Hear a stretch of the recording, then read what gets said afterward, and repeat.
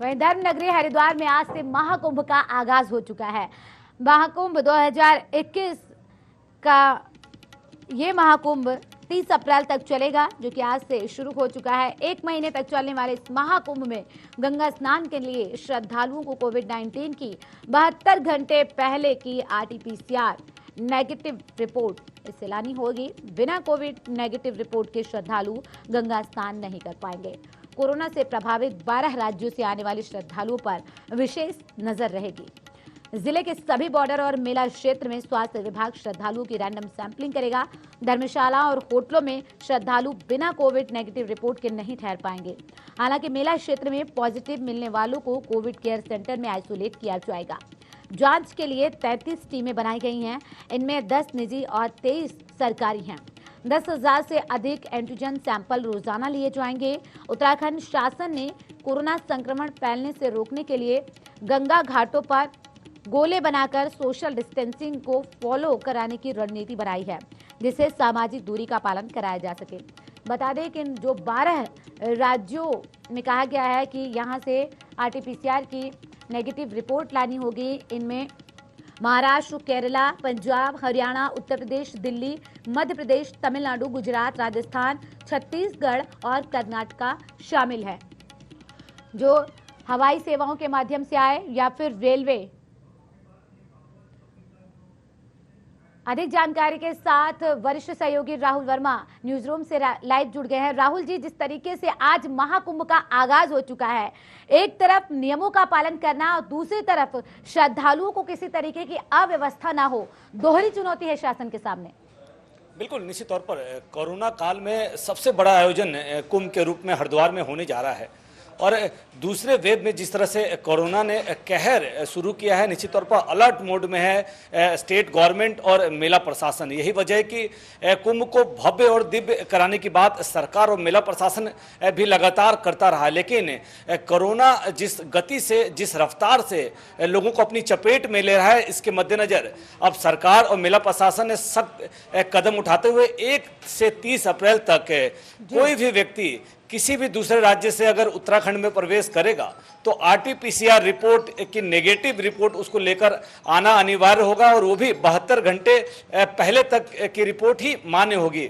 जबकि पहले जो गाइडलाइन थी, उस गाइडलाइन के हिसाब से भी 65 साल से ज़्यादा उम्र के बुजुर्गों को, 10 साल से कम उम्र के बच्चों को ना आने की एक तरह से अपील की गई थी। और सरकार और मेला प्रशासन आज, क्योंकि 1 अप्रैल है, जो सीमा है उत्तराखंड की, चाहे वो यूपी से लगती सीमाएं हो या फिर हिमाचल से लगती सीमाएं हो, उन पर पुख्ता इंतजाम सुरक्षा के किए गए हैं। जांच के लिए मेडिकल टीम भी तैनात की गई और पार्लियामेंट्री फोर्स और पुलिस के जवान तैनात है। यानी अब कोई भी श्रद्धालु बिना मॉनिटरिंग के हरिद्वार में कुंभ क्षेत्र में प्रवेश नहीं करेगा। इसको लेकर तैयारियां पूरी हो गई हैं। लेकिन अगर हम बात करें पूजा, 12 सालों में एक बार कुंभ आता है, ऐसे में लाखों श्रद्धालु चाहते हैं कि इस पावन अवसर पर मां गंगा में डुबकी लगाने का अवसर उनको मिले। अब इस तरह कोरोना काल में जिस तरह के तमाम दिशा निर्देश और जो गाइडलाइन दिए गए हैं, उसका पालन करते हुए ही श्रद्धालु जो है हरिद्वार में हड़की पैड़ी पहुंच सकते हैं। अगर आपके पास RT-PCR की निगेटिव रिपोर्ट नहीं है तो आप हरिद्वार ना जाएं, नहीं तो आपको बॉर्डर से ही उत्तराखंड पुलिस वापस भेजेगी। यानी साफ तौर पर प्रशासन और सरकार ने आज 1 तारीख से ये मैसेज देना शुरू कर दिया है, क्योंकि जो कयास लगाए जा रहे हैं कि जो शाही स्नान होंगे 12, 14, 27 को जो शाही स्नान होंगे, उस पर लाखों लोग हरिद्वार रुख करेंगे। ऐसे में अभी से सख्ती होगी तो एक मैसेज क्रिएट होगा पूरे देश के अंदर कि हरिद्वार में अगर जाना है तो आपको कोरोना के तमाम वो गाइडलाइन, तमाम दिशा निर्देशों का पालन करना होगा और साथ ही RT-PCR की टेस्ट रिपोर्ट लेकर जानी होगी। लेकिन एक रियायत, एक मेला प्रशासन की ओर से एक श्रद्धालुओं के लिए एक राहत बड़ी खबर है कि जिन लोगों ने वैक्सीनेशन करा लिया है, सेकेंड डोज भी वैक्सीनेशन का जिनका हो गया है, उनको बेरोक टोक आने की अनुमति होगी। यानी साफ तौर पर कुंभ के दौरान तमाम जो दिशा निर्देश है SOP के तहत भारत सरकार ने दिए हैं और जो प्रदेश सरकार की जो गाइडलाइन है उसका पालन कराने के लिए मेला प्रशासन और मेला पुलिस मुस्तैद है, ताकि किसी भी तरीके से भव्य और दिव्य कुंभ में कोरोना का संकट ना उत्पन्न हो। जी। लेकिन राहुल जी, जिस तरीके से भव्यता और दिव्यता को लेकर बात कही गई थी, अगर बात की जाए भव्यता और दिव्यता की, तो क्या वो तमाम जो व्यवस्थाएं वो पूरी कर ली गई जिनको लेकर पिछले दिनों किस तरह से साधु संतों में नाराजगी थी, व्यापारियों में रोष था कि कोरोना की वजह से पहले से ही आर्थिक तंगी से वो जूझ रहे हैं। अब ऐसे में अगर महाकुंभ भव्य और दिव्य नहीं होगा, श्रद्धालु यहाँ पर नहीं पहुंचेंगे, तो फिर उनकी दुकानदारी पर असर पड़ेगा, उनकी आर्थिकी पर असर पड़ेगा।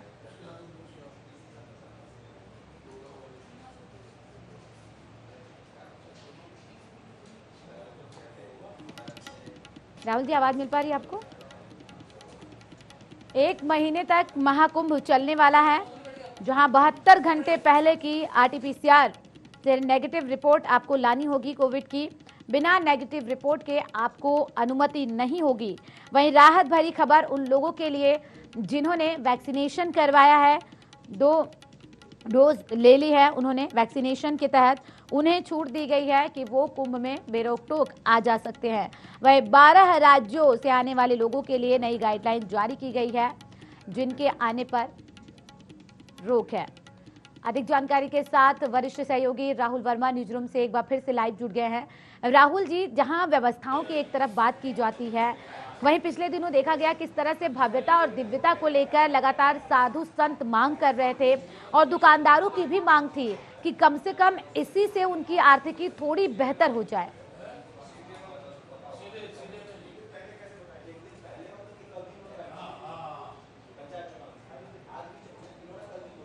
राहुल जी, आवाज मिल पा रही है आपको? जी पूजा। जिस तरीके से दुकानदारों की अगर बात की जाए, क्योंकि उनमें भी खासा रोष था आर्थिक तंगी से, जिस तरह से लॉकडाउन के बाद वो जूझ रहे थे, उन्होंने मांग की थी कि इस तरीके से महाकुंभ का आयोजन किया जाए कि कम से कम उनकी जो आर्थिक स्थिति है उसमें सुधार हो सके। उसको लेकर अगर बात की जाए तो क्या कुछ वहां पर तैयारियां हैं?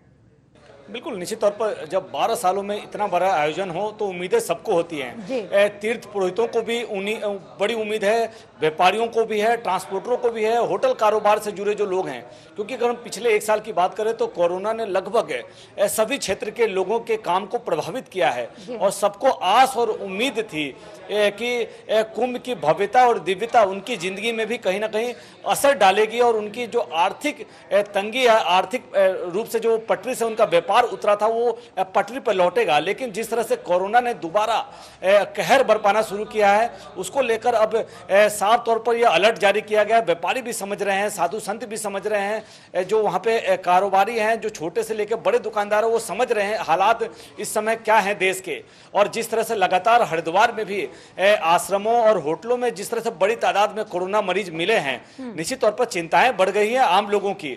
और आम लोग चाहते हैं कि कोरोना भव्य और दिव्य जरूर हो, लेकिन सुरक्षा पे किसी भी रूप में कहीं कोई कोताही ना बरती जाए। और यही वजह है कि मेला प्रशासन ने सख्त रुख दिखाते हुए जो एसओपी है भारत सरकार की, उस एसओपी को आज से लागू कर दिया है। यानी आप कुंभ में आकर स्नान करिए, लेकिन आप खुद भी सुरक्षित रहिए और यहाँ के लोगों को भी सुरक्षा मिल सके, इस लिहाज से प्रशासन ने ये कदम उठाए हैं। हो सकता है कि थोड़ी बहुत दिक्कतों का सामना श्रद्धालुओं को जो सीमा क्षेत्र हैं जब उत्तराखंड में प्रवेश करेंगे तो उनको आएगी, लेकिन उन दिक्कतों को थोड़ा हमें समझना होगा, क्योंकि कोरोना जैसी महामारी के बीच इतने बड़े आयोजन को करना अपने आप में बड़ी चुनौती है। मेला प्रशासन तैयार है, पुलिस तैयार है, सरकार भी श्रद्धालुओं के आगमन को लेकर उत्साहित है, लेकिन श्रद्धालु आने से पहले तमाम एहतियात जो है वो जरूर बरतें, क्योंकि जो भी उत्तराखंड की सीमाएं हैं वहां पे बैरिकेडिंग की गई है। जो ट्रेन से यात्री आएंगे, जो बस से आएंगे या फिर जो प्लेन से यात्री आएंगे, सबको आरटीपीसीआर की नेगेटिव रिपोर्ट लेकर आना अनिवार्य किया गया है। जो लोग रिपोर्ट लेकर नहीं पहुंचेंगे उनको वापस भेजा जाएगा और अगर कंडीशन बनी तो उनका वहीं पे कोविड टेस्ट कराया जाएगा। अगर उनकी रिपोर्ट निगेटिव होगी तो हरिद्वार में प्रवेश मिलेगा, अगर रिपोर्ट पॉजिटिव हुई तो उनको वहीं से उनके गंतव्यों को वापस भेजा जाएगा। यानी साफ तौर पर मेला प्रशासन ने अपनी स्थिति साफ कर दी है कुंभ को लेकर। अब श्रद्धालुओं के अंदर भी ये मैसेज क्रिएट करने की कोशिश है कि आप हरिद्वार आए तो सुरक्षित आए और सुरक्षित जाएं। इसके लिए जरूरी है कि कोरोना के नियमों का पालन करें। जी, यानी कि किसी भी सूरत में लापरवाही बर्दाश्त नहीं की जाएगी, खास करके इस महाकुंभ को लेकर, क्योंकि ये आस्था का पर्व है। हजारों लाखों लोगों की इससे आस्था जुड़ी हुई है। और न सिर्फ देश बल्कि विदेशों से भी लोग महाकुंभ में आते हैं शाही स्नान करने के लिए, गंगा स्नान करने के लिए। बिल्कुल, निश्चित तौर पर एक सनातन परंपरा का एक बहुत बड़ा आयोजन कह सकते हैं कुंभ के रूप में होता है, जहां देश और दुनिया के साधु संत अपने धर्म के प्रचार प्रसार के लिए वहां पहुंचते हैं। और यही वजह है कि जो उनके अनुयायी हैं, जो श्रद्धालु हैं, वो भी बड़ी तादाद में इन साधुओं के दर्शन के लिए, इनका आशीर्वाद प्राप्त करने के लिए, इनके प्रवचनों को सुनने के लिए और माँ गंगा में इस पावन अवसर पर डुबकी लगाने के लिए हरिद्वार पहुंचते हैं। ऐसे में कोरोना संकट जिस तरह से पिछले एक साल से बना रहा है, इस बीच कई बार अटकलें लगी कि कुंभ की भव्यता दिव्यता पर सवाल उठे। व्यापारियों के साथ साथ साधु संतों ने भी मांग की कि कुंभ की भव्यता और दिव्यता तभी आएगी जब श्रद्धालु आएंगे। लेकिन सवाल यही है कि श्रद्धालुओं को अगर बिना कोविड रिपोर्ट के या बिना गाइडलाइन के अगर हरिद्वार लाया जाता तो निश्चित तौर पर कई ऐसी बड़ी चुनौतियां हरिद्वार के लिए खड़ी हो जाएंगी स्वास्थ्य को लेकर, जो जिससे शायद पार पाना हरिद्वार उसके लिए तैयार नहीं है। क्योंकि जब लाखों लोग एक टाइम पे एक दिन एक ही जगह पे इकट्ठा होंगे तो ऐसे में कोविड के नियमों का, कोविड के गाइडलाइन का पालन कराना प्रशासन और मेला पुलिस के लिए भी बड़ी चुनौती है। लेकिन आज से शुरुआत की गई है। मेला पुलिस और मेला प्रशासन का कहना है कि वो साफ तौर पर बिना श्रद्धालुओं के दिक्कत हुए नियमों का पालन कराएंगे और बॉर्डर पर उन्होंने तमाम इंतजाम कर लिए हैं ताकि श्रद्धालुओं को कम समय में उनकी जो रिपोर्ट है उसका टेस्ट हो जाए और उनको उत्तराखंड के अंदर प्रवेश मिल सके। इसको लेकर व्यवस्थाएं बनाई गई है क्योंकि आज पहला दिन है। हालांकि शाही स्नानों पर ज्यादा भीड़ आने की उम्मीद है, लेकिन क्योंकि मेला चल रहा है और मेले के दौरान लोगों की आस्था, लोगों का विश्वास होता है, तो अमूमन हजारों लोग मेले के दौरान पूरे एक महीना जो है हरिद्वार आएंगे और जाएंगे। ऐसे में मेला प्रशासन की तैयारियां कितनी पुख्ता है और जो पुलिस प्रशासन जो कह रहा है कि उन्होंने तमाम ऐसी सुविधाएं, तमाम ऐसी व्यवस्थाएं बनाई हैं जिससे श्रद्धालुओं को दिक्कत नहीं होगी। ये भी देखना होगा कि कितना समय श्रद्धालुओं को बॉर्डर पर देना पड़ेगा, कितने समय में पुलिस की व्यवस्थाएं जो है और बेहतर होंगी ताकि आसानी से जो श्रद्धालु कुंभ के लिए एक मन में आस्था और विश्वास लेकर पहुंच रहा है, उसी आस्था विश्वास के साथ वो हरिद्वार कुंभ में स्नान भी कर एक अच्छा संदेश लेकर जाए कि कोरोना जैसी महामारी में भी प्रदेश सरकार ने, मेला प्रशासन, पुलिस ने एक ऐसी व्यवस्था दी ताकि सनातन परंपरा जो है उसका भी निर्वाह हो गया और कोरोना जैसी महामारी से निपटने में कहीं कोई चूक भी नहीं की गई। जी। और शायद ये पहला मेला होगा जहां पर बिना बच्चों के इसका आयोजन हो रहा है। भले ही कोरोना को देखते हुए ये गाइडलाइन जारी की गई हो, लेकिन ये पहला मेला होगा राहुल जी जहां पर बच्चे प्रवेश नहीं कर पाएंगे। बिल्कुल, साफ तौर पर एहतियात के तौर पर मेला प्रशासन ने अपील की है कि 65 साल से ज़्यादा उम्र के लोग, बुजुर्ग और 10 साल से कम उम्र के बच्चे अगर ना आए तो बेहतर होगा। लेकिन अगर किसी स्थिति में अगर ये लोग आते हैं तो तमाम जो कोरोना के गाइडलाइन हैं, मास्क जरूर लगाए, समय समय पर सैनिटाइजर करें और RT-PCR रिपोर्ट लेकर जरूर आएँ और भीड़ भाड़ इलाकों से वो बचें। लेकिन एहतियात के तौर पर प्रशासन ने कहा है कि अगर आप ना आए तो बेहतर है। अगर परिवार के साथ आ भी रहे तो उनको वो जहाँ रुके होटल के कमरों में ही उनको छोड़ दिया जाए और बाकी लोग हड़की पेड़ी पहुंचे, और ताकि भीड़ में किसी भी तरीके से संक्रमण का खतरा ना हो। और दूसरी ओर श्रद्धालुओं के साथ साथ अगर हम बात करें पूजा, तो मेले में जो तैनात लोग हैं, चाहे वो स्वास्थ्य कर्मी हो, चाहे वो प्रशासन के लोग हों, चाहे पुलिस के अधिकारी हों, कर्मचारी हों, उन सब का भी वैक्सीनेशन लगातार किया जा रहा है ताकि किसी भी तरीके से श्रद्धालु वहां भी संक्रमित ना हो जाएं। उस लिहाज से जो है अब होटल और धर्मशाला में जो कार्यरत कर्मचारी हैं उनके वैक्सीनेशन को लेकर भी लगातार मेला प्रशासन, हरिद्वार प्रशासन और सरकार की ओर से गति देने की बात कही जा रही है ताकि कोरोना को हर लिहाज से जो है, जो चुनौतियां हैं उसको निपटने में कहीं कोई चूक ना रह जाए और कोरोना के तमाम जो दिशा निर्देश, जो गाइडलाइन है, उसका पालन बखूबी और सख्ती से कराया जाए और जो श्रद्धालु हरिद्वार पहुंचे वो भी मां गंगा में आस्था की डुबकी लगा पाए और एक अच्छा संदेश, एक अच्छा मैसेज उत्तराखंड और हरिद्वार का लेकर जाएं, जो कुंभ को लेकर उनके मन में जो भावना रही हो। जी, यानी कि कोरोना जो है आस्था पर भारी ना पड़े, इसके लिए तमाम एहतियात बरते जा रहे हैं।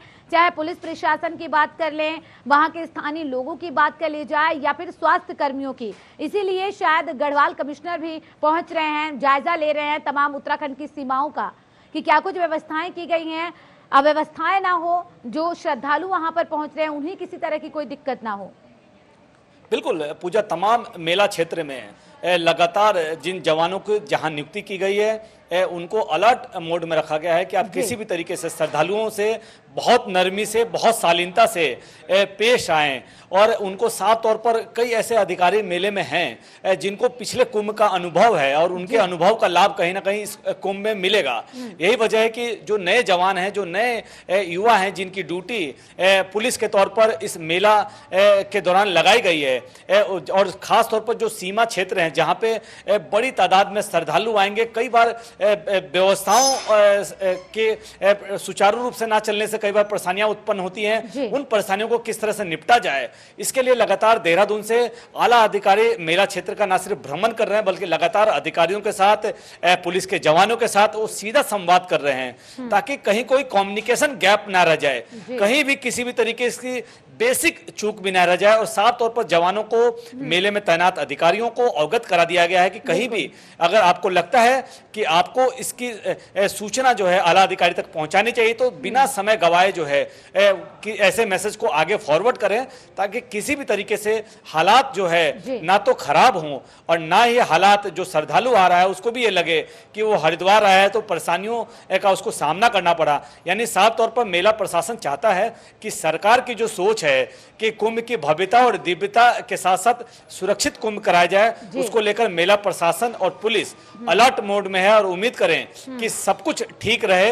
और 1 से 30 अप्रैल का जो समय सीमा कुंभ के लिए सुनिश्चित किया गया है, इस बीच लाखों लोग न सिर्फ हरिद्वार आस्था के इस महा पर्व पर हरिद्वार पहुंचे बल्कि मां गंगा में वो डुबकी भी लगाएं और जो बड़े साधु संत जो सनातन धर्म के अलग अलग प्रचार प्रसार के लिए लगे हैं, जो हरिद्वार में डेरा डाले हुए हैं, उनका आशीर्वाद भी प्राप्त करें और सकुशल अपने घरों को लौटे।